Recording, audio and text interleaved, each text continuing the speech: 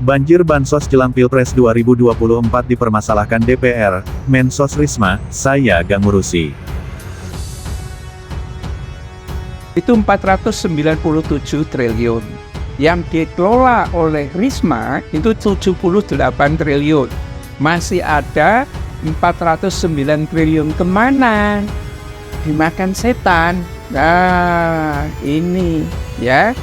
Jadi, kalau sebetulnya pemilu atau pilpres tempo hari ini kebanjiran bansos di berbagai tempat, ya ini memang gila-gilaan ya. Mungkin juga tidak dikasihkan semua kepada rakyat, tetapi juga mereka sendiri kantongi dulu ya, sisanya baru dibagi ke rakyat. Itu siapa? Tadi kan aku katakan perlindungan sosial itu ada 497 triliun. Di tempatku itu 78 triliun. Dan itu sudah ada anunya. Oh, ini akan terima, ini enggak, ini terima, ini enggak. Itu ada nama-namanya. Jadi kan yang sisanya itu aku nggak tahu dari aku nggak berhak lah untuk bicara itu kan. Itu 419 triliun, coba bayangkan. Ya, sementara rakyat hanya mendapatkan sembako uang 100.000, 200.000. Sisanya kemana? Ya, setan-setan itu bisa jadi begitu. Inilah yang tampaknya membuat demokrasi kita ini akan runtuh. Ya.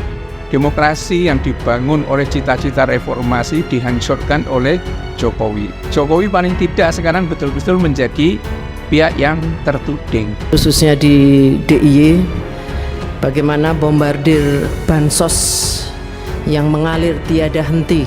Bahwa BPNT dan PKH itu lumrah atau biasanya itu keluar di awal bulan Maret, itu data saya yang di DIY. Tetapi untuk tahun 2024 ini memang keluarnya cukup membuat kita terkaget-kaget. Di bulan Januari Februari di luar, masih ditambah di luar yang ada di dalam payungnya Kemensos. Pertanyaan kami adalah bantuan sosial yang mengalir itu yang kami lihat, saya soalnya langsung juga ke banyak titik, tidak ke beberapa, ke banyak titik. Ada beras macam-macam bergulir, saya nggak tahu tulisannya apa, tapi orang taunya itu bansos. Bansos taunya ya dari Kemensos. Itu mengalir semua, tiada henti. Kementerian Keuangan kapan ngirim uangnya ke Ibu? Pak, ini kalau bansos itu enggak pernah, ini yang ini 2021 itu 4 Januari saya transfer SPM pertama ini. Enggak, bukan bansosnya, itu kan APBN Bu.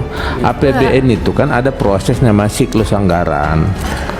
Nah, Pak, ya saya nggak tahu, yang jelas kami bisa bayar. Saya kan nagihkan ke keuangan bayar kapanpun saya nggak masalah. Yang harus diklarifikasi itu anggaran itu langsung dari kas negara ke penerima bantuan gitu. Ke bank penyalur. Bank penyalur langsung, jadi tidak melalui Kemensos. Kami itu Pak megang uang besar itu seperti akuarium ikan dalam, kita bisa lihat nggak bisa pegang karena uang itu langsung ke KPM Pak, bukan lewat kami uangnya Ya, kalau misalnya Prabowo hanya menang sekitar 58% sesuai dengan quick count atau sesuai dengan pernyataan Kodari, itu memang sebetulnya kocak banget gitu. Kok menangnya cuma segitu gitu loh, padahal bansosnya 419 triliun. Ya, kalau menurut Romi, monyet saja, jadi bukan manusia ini, monyet saja tampil di pilpres, ya diubah dulu lah MK-nya itu kan, membuat keputusan monyet boleh nyapres, ya walaupun usianya belum sampai misalnya kan, diizinkan nyapres, ya dengan dukungan bansos 419 triliun, jadi itu barang.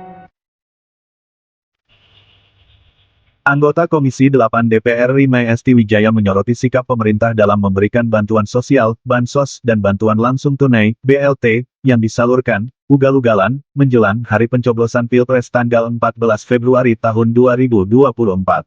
Esti meminta penjelasan Menteri Sosial Tri Risma hari ini mengapa bansos tersebut tiba-tiba digelontorkan jelang pencoblosan.